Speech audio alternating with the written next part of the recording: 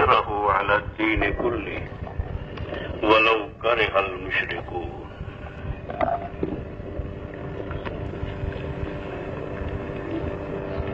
قابل احترام بزرگوں، بھائی اور عزیزوں،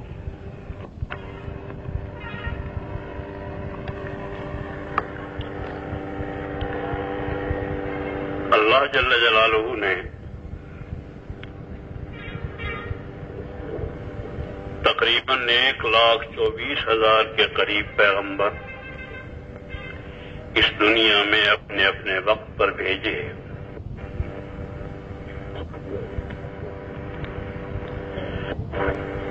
ہر نبی کے آنے کے وقت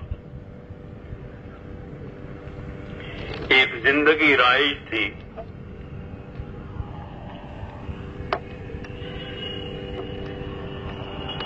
نبی کے آنے پر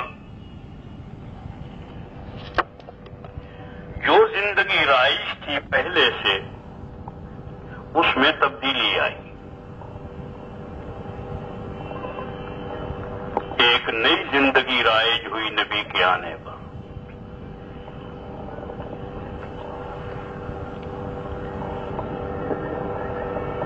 کبھی تو نبی آیا پورے ملک میں، کسی پورے ملک میں جو رائج زندگی تھی وہ تبدیل ہو گئی، نئی زندگی رائج ہو گئی. کبھی نبی آیا اور ایک پوری حکومت میں ایک زندگی رائج تھی، وہ تبدیل ہوئی اور نئی زندگی رائج ہو گئی. کبھی ایسا ہوا کہ نبی آیا، ایک طبقے میں ایک زندگی رائج تھی، نوح علیہ السلام کے وقت پورے ملک میں ایک تبدیلی آئی اور نئی زندگی رائج ہوئی جو نوح علیہ السلام لے کر آئے تھے. موسیٰ علیہ السلام کے وقت میں ایک حکومت پہلے موجود تھی، اس نے ایک زندگی رائج کر رکھی تھی. موسیٰ علیہ السلام کے آنے پر اللہ نے حکومت کو ہی تبدیل کر دیا اور حکومت کا نظام بھی تبدیل کر دیا.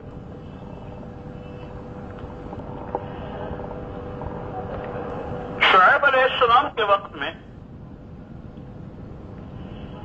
ایک تاجر قوم تھی، ایک طبقہ تھا تاجروں کا، ان کے اندر ایک زندگی رائج تھی.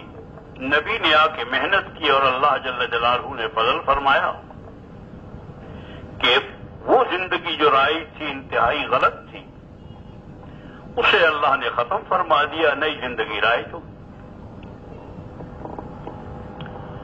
قوم عاد و سمود کے وقت میں بھی ایک طبقہ ہے صنعت کاروں کا، ان میں ایک غلط زندگی رائج ہو گئی تھی. غلط یقین تھے، غلط خیالات تھے، غلط اعمال تھے. نبی آیا، ان کی برکت سے اللہ جل جلالہ نے تبدیلیاں پیدا فرمائیں. کچھ لوگ ہلاک ہوئے، کچھ برباد ہوئے، کچھ راہ پہ آ گئے، اور وہ نئی زندگی جو نبی لے کے آیا تھا وہ رائج ہو گئی. عیسیٰ علیہ السلام کے وقت میں ایک زندگی رائج تھی. عیسیٰ علیہ السلام آئے، انہوں نے محنت کی اور اللہ جل جلالہ نے کرم فرمایا کہ ایک قوم کے اندر، پوری قوم کے اندر تبدیلی آئی. جو موسیٰ علیہ السلام زندگی کا طریقہ لے کے آئے تھے وہ رائج ہو گیا اور پہلا ختم ہو گیا.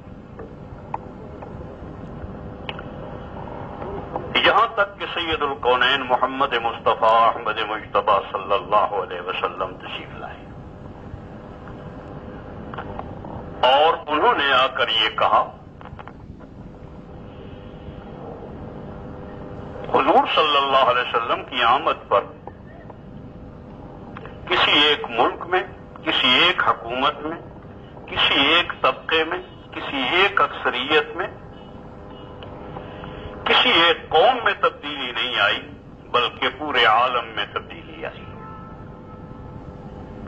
یقین بدلے، اعمال بدلے، معاشرت بدلی، تعلیم بدلی، زندگی کا سارا نظام تبدیل ہو گیا. اور جو زندگیاں پہلے سے رائج تھیں وہ ساری ختم ہو گئی. ان میں سراسر باطل زندگیاں بھی تھیں، وہ بھی ختم ہو گئی۔ پہلے انبیاء کے آنے پر باطل زندگیاں صرف ختم ہوتی تھیں، سید الکونین محمد مصطفیٰ احمد مجتبیٰ صلی اللہ علیہ وسلم کی آمد کے بعد جو بھی زندگی تھی وہ ساری کی ساری ختم ہو گئی۔ طبقات میں بھی تبدیلیاں آئیں، ملکوں میں بھی تبدیلیاں آئیں، قوموں میں بھی تبدیلیاں آئیں، کالوں میں بھی تبدیلیاں آئیں، گوروں میں بھی تبدیلیاں آئیں، عورتوں میں بھی، مردوں میں بھی، جوانوں میں بھی، بوڑھوں میں بھی، پڑھے لکھوں میں بھی، حاکموں میں بھی، محکوموں میں بھی، سارا نظام تبدیل ہو گیا۔ اور سید الکونین محمد مصطفیٰ احمد مجتبیٰ صلی اللہ علیہ وسلم نے آتے ہی مکہ معظمہ میں یہ اعلان کیا تھا کہ قولوا لا الہ الا اللہ تفلحوا، لا الہ الا اللہ کہو، اور لا الہ الا اللہ سے مراد صرف قول لا الہ الا اللہ نہیں تھا، بلکہ پوری زندگی جو میں لے کے آیا ہوں اس پوری زندگی کو قبول کر لو، تم کامیاب ہو جاؤ گے۔ یعنی جو زندگی تم لے کر چلو گے وہ عالم میں پھیل جائے گی، اللہ اس زندگی کو بھی محبوبیت عطا فرمائیں گے اور زندگی لے کے چلنے والوں کو بھی محبوبیت اور عزت اور غلبہ نصیب فرمائیں گے۔ روم کا نظام بھی ختم، فارس کا نظام بھی ختم، ہند کا نظام بھی ختم، چین کا نظام بھی ختم، کسی کا نظام نہیں چلے گا، صرف وہ نظام چلے گا جو محمد الرسول اللہ صلی اللہ علیہ وسلم لے کر آئے۔ چنانچہ سارے نظام ختم ہوئے اور سید الکونین صلی اللہ علیہ وسلم جو زندگی لے کر آئے تھے وہ زندگی رائج ہوئی۔ اللہ جل جلالہ نے دلوں کے اندر وہ رائج زندگیاں جتنی تھیں، یہود کی تھیں، نصارہ کی تھیں، دہریت کی تھیں، بے دینی کی تھیں، شرک کی زندگی تھی، اس سب کی اللہ جل جلالہ نے دلوں میں نفرتیں پیدا فرما دی ان زندگیوں سے، اور حضور کی لائی ہوئی ہر چیز کی محبوبیت بھی پیدا فرما دی، مرجعیت بھی پیدا فرما دی، عزت و قوت بھی پیدا فرما دی، اور اس کو باعث نجات سمجھنا بھی دلوں میں پیدا فرما دیا، جس کے نتیجے میں حضور کی ایک ایک چیز پورے عالم میں پھیل گئی اور ان کی ایک ایک چیز دنیا سے ختم ہو گئی۔ شراب کا پینا ختم ہو گیا، عام دستور تھا، دنیا بھر میں شراب رائج تھی، اللہ جل جلالہ نے اس نظام کو ختم فرما دیا۔ سودی نظام دنیا بھر میں پھیلا ہوا تھا، شیطان کا ایک جال تھا اور بدترین قسم کا نظام تھا، جیسے اس وقت دنیا پر مسلط ہے۔ اللہ جل جلالہ سارے سودی نظام کو ختم فرما دیا۔ اسی طرح سے مظالم تھے، غریبوں پر مظالم تھے، محکوموں پر مظالم تھے، اللہ جل جلالہ نے سب کو آزادیاں نصیب فرمائیں۔ جیسے کہ ربیع بن عامر نے ایک موقع پر کہا تھا، جب ان سے کسی نے پوچھا کہ تم اس ملک میں کیسے آئے، انہوں نے کہا ہم آئے نہیں ہیں، ہمیں بھیجا گیا ہے، ہمیں بھیجا گیا ہے، ہم مبعوث ہوئے ہیں، آئے نہیں ہیں کسی غرض کے لیے کہ تم یوں ہی سمجھو کہ ہم کہیں سے یوں ہی فارغ بیٹھے تھے اور اٹھ کے آ گئے ہیں، ہم بھیجے گئے ہیں۔ اور کس نے بھیجا ہے؟ اللہ نے بھیجا ہے۔ اللہ ابتعثنا لنخرج العباد من عبادت العباد الى عبادت اللہ۔ اس وقت انسانوں کی پوجا ہو رہی ہے، ہر بڑا اپنے چھوٹے سے یہ توقع رکھتا ہے کہ میری پوجا کی جائے، میری عبادت کی جائے۔ لوگوں کو بندوں کی عبادت سے نکال کر اللہ کی عبادت پہ لانے کے لیے آئے ہوئے ہیں۔ مخلوق کی عبادت اب نہیں ہوگی، اب صرف خالق کی عبادت ہوگی۔ مخلوق سے کوئی نہیں مانگے گا، اب صرف خالق سے مانگنے والے آ گئے ہیں۔ کسی مخلوق کو دینے والا نہیں سمجھا جائے گا، کوئی مخلوق دینے والی نہیں ہے۔ نظام تبدیل ہو گیا ہے سارے کا سارا، اور اللہ جل جلالہ نے واقعی نظام کو تبدیل فرمایا۔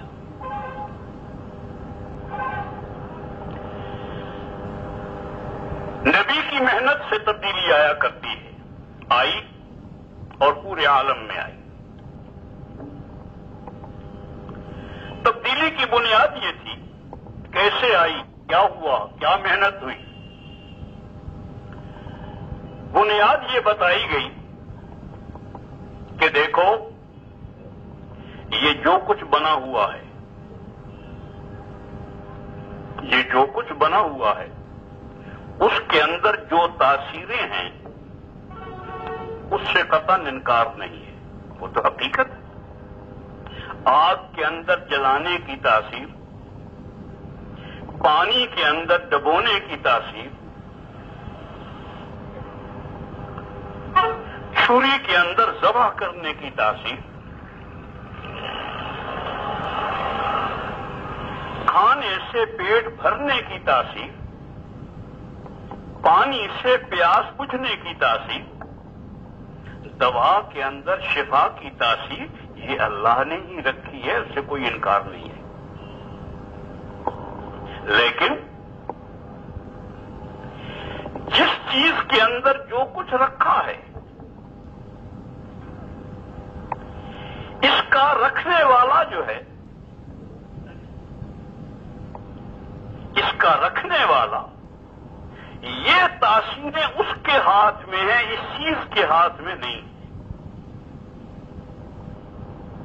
آگ کے ہاتھ میں نہیں ہے جلانا، پانی کے ہاتھ میں ڈبونا نہیں ہے، پانی کے ہاتھ میں پیاس بجھانا نہیں ہے، نہ پانی کے ہاتھ میں ہے، نہ چھری کے ہاتھ میں ذبح کرنا ہے، اور نہ جس کے ہاتھ میں جس انسان کے ہاتھ میں چھری ہے، نہ اس کے ہاتھ میں ہے ذبح کرنا۔ ذبح کرنا جو ہے وہ اللہ کے ہاتھ میں۔ اس یقین کو دلوں میں پیدا کرنا ہے، بھائی یہاں سے نظام بدلے گا۔ اگر یقین پیدا نہیں ہوتا ہے تو نظام نہیں بدلے گا۔ جن لوگوں کا یقین یہ بن گیا کہ یہ چیزیں قدرت نہیں ہیں جو بنا ہوا ہے، بلکہ قدرت سے بنی ہوئی چیزیں ہیں، قدرت اللہ کی صفت ہے جو لامحدود بھی ہے، غیر متبدل بھی ہے اور ہمیشہ رہنے والی ہے۔ اللہ کے ہاتھ میں ہے، اللہ کی صفت جو ہے قدرت اس کے ہاتھ میں ہے، اس مخلوق کے ہاتھ میں نہیں ہے۔ آدمی کی عادت یہ ہے، فطرت اس کی یہ ہے کہ یہ کہتا ہے کہ یہ چیز اور میں دو مل جائیں گے تو جو کچھ اس کے اندر ہے وہ ہوگا۔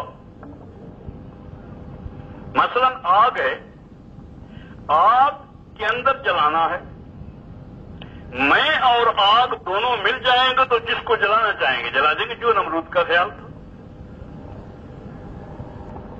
نمرود کا خیال یہی تھا کہ میں اور آگ جب دونوں مل جائیں گے تو ابراہیم علیہ السلام جل جائیں گے، لیکن واقعہ ہے کہ نہیں ہوا وہ۔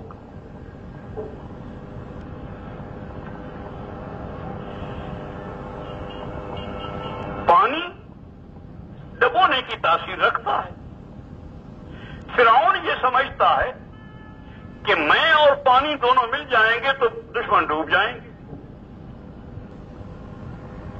لیکن دشمن کو پانی بھی نہیں ڈبو سکا، فرعون بھی نہیں ڈبو سکا۔ فرعون اور پانی دونوں نہیں ڈبو سکے۔ جب اللہ نے چاہا تو پانی والا اسی پانی میں خود ڈوب گیا۔ وَأَغْرَقْنَا آلَ فِرْعَوْنَ وَأَنْتُمْ تَنظُرُونَ۔ کسی چیز سے کچھ ہوگا اس وقت جو اللہ چاہے گا وہ ہوگا، اس وقت ہوگا جب اللہ چاہیں گے، اور وہ ہوگا جو اللہ چاہے گا، وہ نہیں ہوگا جو انسان چاہے گا۔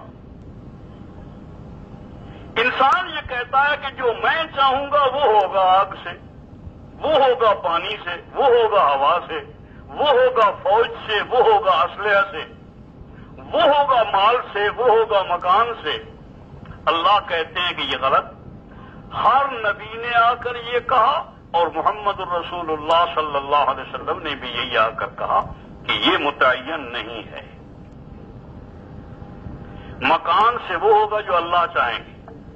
اگر مکان سے اللہ چاہے گا کہ تمہاری حفاظت ہو تو حفاظت ہوگی، اور اگر اللہ چاہیں گے کہ یہ مکان بمائے اہل و عیال کی ہلاکت کا سامان اور ہلاکت کا سامان بن جائے. زمین سے اللہ جل جلالہ اگر چاہیں گے تو ہماری زندگی بنے گی زمین کے اندر کی چیزوں سے نکلنے والی چیزوں سے, اور زندگی بنتی ہے جب اللہ چاہتے ہیں. اور اگر اللہ چاہیں گے تو اسی زمین میں زلزلہ آئے گا اور انسانیت دھس جائے گی, ہلاکت کا سامان بن جائے گا. ہر چیز میں نفع بھی ہے, نقصان بھی ہے. اس سے نفع پہنچے گا یا نقصان پہنچے گا یہ کس کے ہاتھ میں ہے؟ اکیلے اللہ کے ہاتھ میں. نہ کسی حاکم کے ہاتھ میں ہے, نہ کسی وزیر اعظم کے ہاتھ میں ہے, نہ کسی صدر کے ہاتھ میں ہے, نہ امریکہ کے ہاتھ میں ہے, نہ روس کے ہاتھ میں ہے. کسی کے ہاتھ میں کچھ نہیں ہے.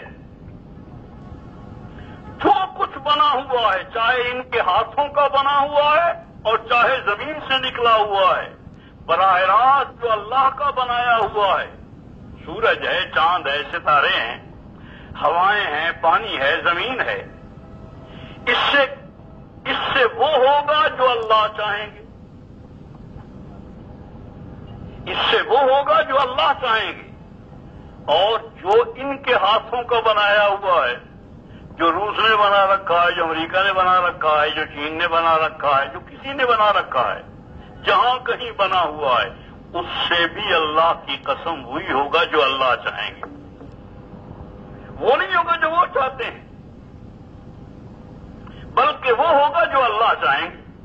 اگر اللہ نے کسی وقت ارادہ فرما لیا کہ وہ جو کچھ انہوں نے بنا رکھا ہے وہ وہیں پھٹ جائے, تو وہیں پھٹ کے جتنے بنانے والے ہیں انہی کے لیے کافی ہو رہے ہیں. یہ نہیں کہ جس کے لیے بنا رکھا ہے ان پر جا کے گرے گا, ہے اللہ کے ارادے پر, اللہ پر موقوف ہے. اس کے اندر اس سے جو بنانے والے ہیں اس ملک کو نفع پہنچے گا یا ہلاکت کا سامان ہوگا, یہ اللہ جانتے ہیں, اللہ کے ہاتھ میں. اب یہ کہ یہ تو طے شدہ بات ہے کہ زمین سے نفع بھی ہو سکتا ہے, نقصان بھی ہو سکتا ہے, پانی سے نفع بھی ہو سکتا ہے, نقصان بھی ہو سکتا ہے. مال آیا گھر میں, مال آیا, بہت سارا آ گیا.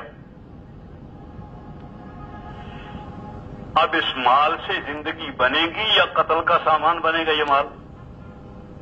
دونوں احتمال باقی. ہو سکتا ہے کہ اس مال سے شاندار زندگی بن جائے, اور ہو سکتا ہے کہ ڈاکوؤں کو خبر مل جائے کہ اس گھر میں مال آیا, آپ کے ساروں کو ہی قتل کر جائیں, یہ مال قتل کا سامان ہو جائے. بیوی بچوں سمجھ سارے ہی قتل ہو گئے, مال قتل کا سامان بنا. ایک صورت متعین ہو جائے کہ جو کچھ اس کائنات میں ہے اس سے فائدہ ہی پہنچے, نقصان کی صورت نہ ہو. نقصان کی صورت نہ ہو بلکہ نفع کی ہو. زمین سے بھی نفع پہنچے, مال سے بھی نفع پہنچے, کھانے سے بھی نفع پہنچے, دوا سے بھی نفع پہنچے, حکومت سے بھی نفع پہنچے, اسلحے سے بھی نفع ہی نفع پہنچے, آگ سے بھی نفع پہنچے, پانی سے بھی نفع پہنچے, سورج سے بھی, چاند سے بھی, ستاروں سے بھی, آدمیوں سے بھی, اور اپنوں سے نہیں دشمنوں سے بھی نفع پہنچے. درندوں سے بھی نفع پہنچے, شیر راستے دکھلاتے پھریں, سانپوں سے بھی نفع پہنچے, دشمنوں سے بھی نفع پہنچے, درندوں سے بھی نفع پہنچے, آگ سے بھی عزتیں ملیں. اس کی صورت ہے محمد الرسول اللہ. ایک تو لا الہ الا اللہ, پہلی بنیاد کہ مخلوق سے نہ ہونے کا یقین پیدا ہو, کہ مخلوق سے نہیں ہوتا, کس سے ہوتا ہے؟ ہر چیز سے نفع یا نقصان کیسے پہنچے گا؟ صرف اللہ کے ہاتھ میں, کسی دوسرے کے ہاتھ میں نہیں. نہ اماں کے ہاتھ میں, نہ ابا کے ہاتھ میں, نہ حاکم کے ہاتھ میں, نہ حاکم کے ہاتھ میں, نہ عدالت کے ہاتھ میں, نہ کسی کے ہاتھ میں نہیں ہے. اور یہ یقین جب بن جاتا ہے کہ ہر چیز کا نفع نقصان کس کے ہاتھ میں؟ اکیلے اللہ کے ہاتھ میں. اب ہر چیز سے نفع ہی نفع متعین ہو جائے ہمارے لیے، اس کی صورت صرف ایک ہے، محمد الرسول اللہ. اگر آدمی کے اندر یقین بھی لا الہ الا اللہ والا آ جائے اور اعمال بھی اس کے محمد الرسول اللہ والے ہو جائیں، جو وجود حضور صلی اللہ علیہ وسلم کے وجود اطہر سے نکلنے والے اعمال ہیں، وہ اعمال آدمی کے وجود سے نکلنے شروع ہو جائیں.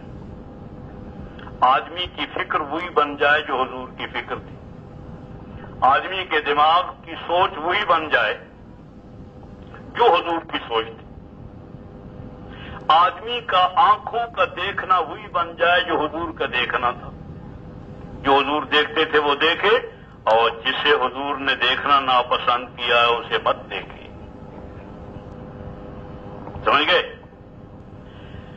زبان سے وہ بولے جو حضور کی زبان سے نکلتا تھا، جو حضور کی زبان سے نہیں نکلا وہ نہ نکلے.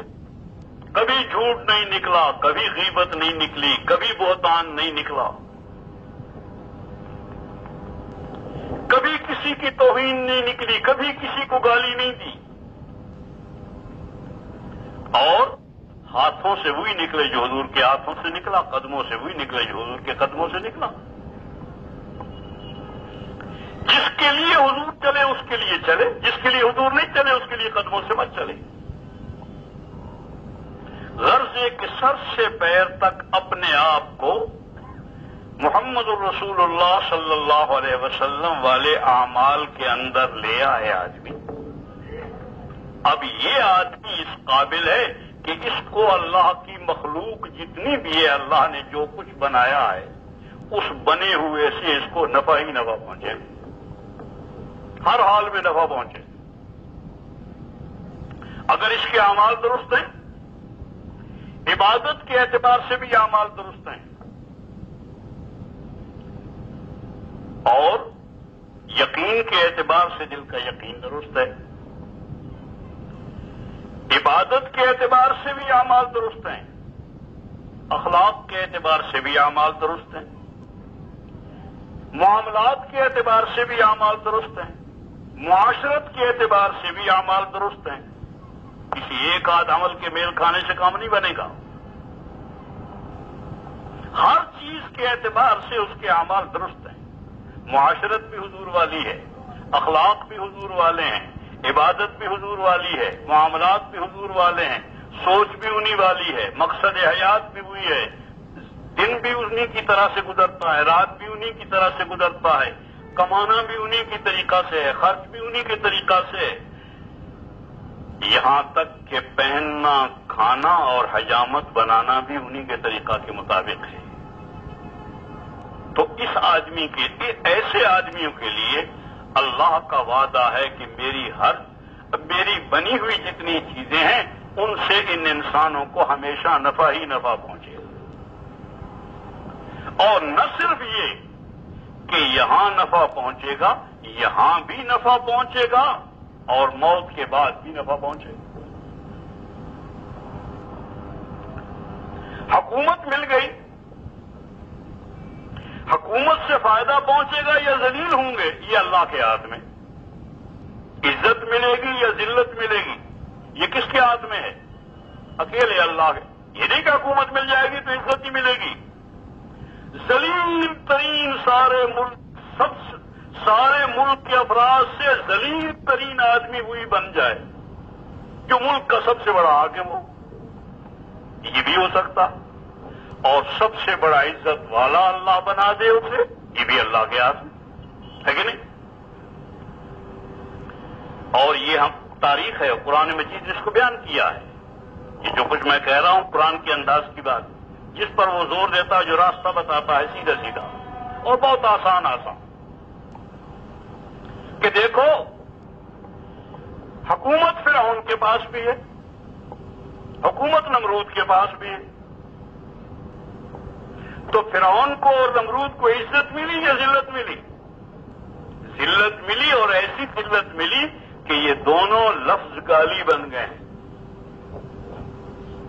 کسی چوڑے چمار کو بھی فرعون کو تو وہ کہتا ہے تو نے مجھے گالی دی، تجھے اتنا بڑا بادشاہ کہا ہے یا نہیں، تجھے میں گالی دی، وہ اپنی توہین سمجھتا ہے کہ مجھے فرعون کہا ہے، گالی دی ہے مجھے۔ نمرود کا تو چڑھتا ہے۔ اللہ نے ایسا ذلیل کیا ہے باوجود حکومت کے، اور حکومت ملی ہے سلیمان علیہ السلام کو بھی، عزتیں ملی ہیں یا نہیں؟ اسی حکومت میں سے عزت بھی نکلتی ہے، اسی حکومت میں سے ذلت بھی، جو اللہ نکالے وہی نکلتی ہے۔ کیوں ہوا یہ فرق؟ کیوں ہوا؟ اس لیے کہ فرعون کا اور نمرود کا یقین بھی غلط ہے، اعمال بھی غلط ہے۔ ان کے لیے یہ حکومت ذلت کا سامان ہے، سلیمان علیہ السلام کا یقین ٹھیک ہے، اعمال ٹھیک ہے، اللہ نے اسی حکومت کو ان کے لیے عزت کا سامان بنا دیا۔ یوسف علیہ السلام کو بھی وزارت ملی، حامان کو بھی وزارت ملی، حامان کو اسی وزارت میں ذلت ملی ہے، اس لیے کہ اس کا یقین بھی ٹھیک نہیں، اعمال بھی ٹھیک نہیں۔ یوسف علیہ السلام کا یقین بھی ٹھیک ہے، اعمال بھی ٹھیک ہے، علم بھی ٹھیک ہے، اللہ جل جلالہ نے اسی میں ان کو عزتیں عطا فرمائی۔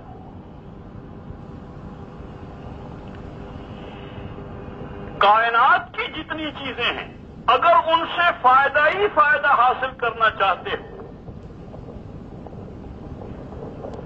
اور ہر طرح کا فائدہ، یہاں کا فائدہ بھی اور وہاں کا فائدہ بھی، پوری زندگی جتنی تمہاری لمبی ہے، اتنی سی زندگی کی بات نہیں ہے، جتنی زندگی کو سامنے رکھ کے چل رہے ہو اتنی زندگی کی بات نہیں ہے۔ یہ اور انتہائی نادانی کی بات ہے کہ آدمی صرف یہاں کی زندگی کو سامنے رکھ کے چلے، بالکل غلط۔ دیکھو، اصل مسئلہ مستقبل کا ہوتا ہے۔ سارے جتنے بھی ہیں، جو بھی سمجھدار آدمی ہوتا ہے، جس کے سر میں بھیجا ہوتا ہے، کچھ نہ کچھ اللہ نے صحیح کو فکر دی ہوئی ہوتی ہے، سوچ دی ہوئی ہوتی ہے، وہ کہتا ہے کہ مستقبل کی فکر کرو، مستقبل کی فکر کرو، حال تو جیسا کیسا گزر جائے گا، مستقبل کی فکر ہو، بچوں کے مستقبل کی فکر، چھوٹوں کے مستقبل کی فکر، جتنے بھی سمجھدار ہوتے ہیں لوگ، اپنے بھی مستقبل کی فکر، دوسروں کے بھی مستقبل کی فکر ہوتی ہے۔ اور مستقبل بھی اصل میں کوئی زمانہ ہے، حال تو کوئی زمانہ نہیں ہے۔ حال جو ہے یہ بیچارہ تو ایسا بے حال ہے، حال جو ہے ایک ہا ہے، ایک الف ہے اور ایک لام ہے، بس حال کہا اور حال ختم، اتنا ہی ہے نا حال، اس سے آگے مستقبل ہے، اتنا ہی ہے ہمارا موت تک کا وقت، اور اصل زندگی تو آگے ہے، ہمیشہ ہمیشہ کی، اربوں نہیں کھربوں سال، اور سال بھی وہ اللہ جل جلالہ کے شایان شان، یہاں والے سال نہیں چھوٹے چھوٹے جو 12 مہینے میں نکل جاتے ہیں،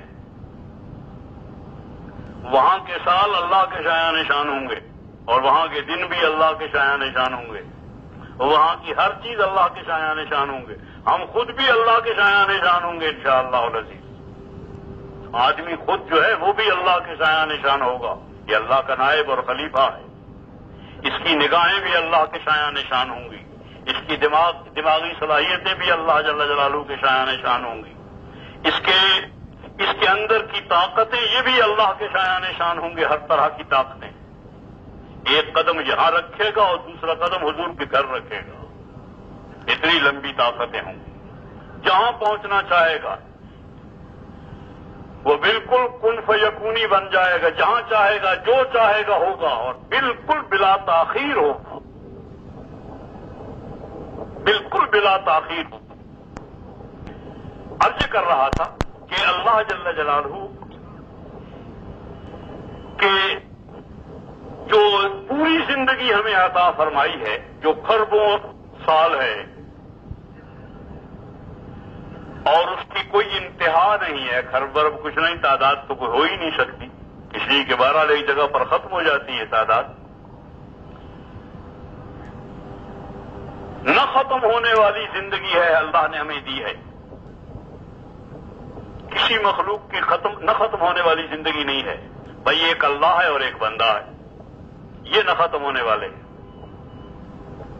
وہ ایک روایت موجود ہے کہ جس وقت تمام انسان ختم ہو جائیں گے سورہ اسرافیل کے بعد، اور تمام انسان نہیں، جتنے ذی روح ہوں گے سارے ختم ہو جائیں گے، کوئی چیز باقی نہیں رہے گی، اور ذی روح بھی نہیں، وہ کوئی وجود میں رہنے والی چیزیں وہ بھی ساری ختم ہو جائیں گی۔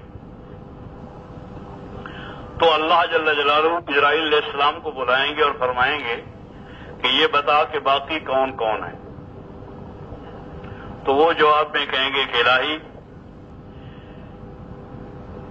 باقی ہیں ایک تو عرش کے اٹھانے والے فرشتے، اور ایک ہیں ہم 4، یعنی اسرائیل، جبرائیل، میکائیل اور اسرافیل، یہ ہم 4 بڑے فرشتے ہیں، یہ ہم موجود ہیں،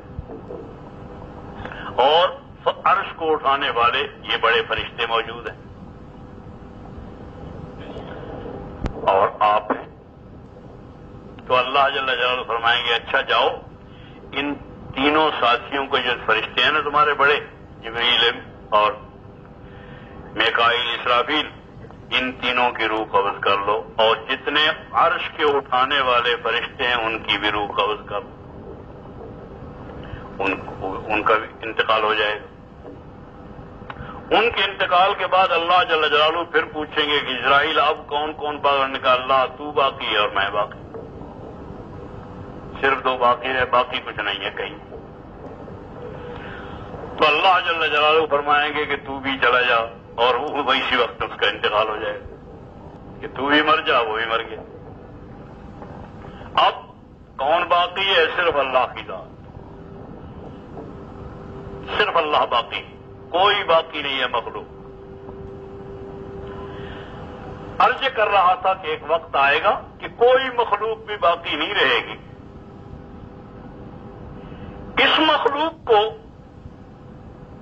اس مخلوق میں سے یہ جانور جو ہیں ان کے متعلق آتا ہے کہ ان کو اللہ جل جلالہ دوبارہ پیدا فرمائیں گے، انسانوں کو بھی دوبارہ پیدا فرمائیں گے اور حیوانوں کو بھی پیدا فرمائیں گے۔ یہ آسمان، زمین، سورج، ستارے، فرشتے، پہاڑ، پانی سارا ختم ہو، کوئی چیز باقی رہنے کے لیے اللہ نے پیدا نہیں کی ہے، یہ سب ختم ہو جائیں گے۔ اب نئے سرے سے جو پیدا ہوں گے، انسان پیدا ہوں گے اور حیوان پیدا ہوں گے۔ حیوانوں کو اللہ جل جلالہ پیدا کر کے جس حیوان نے دوسرے حیوان کو کوئی اذیت پہنچائی ہوگی،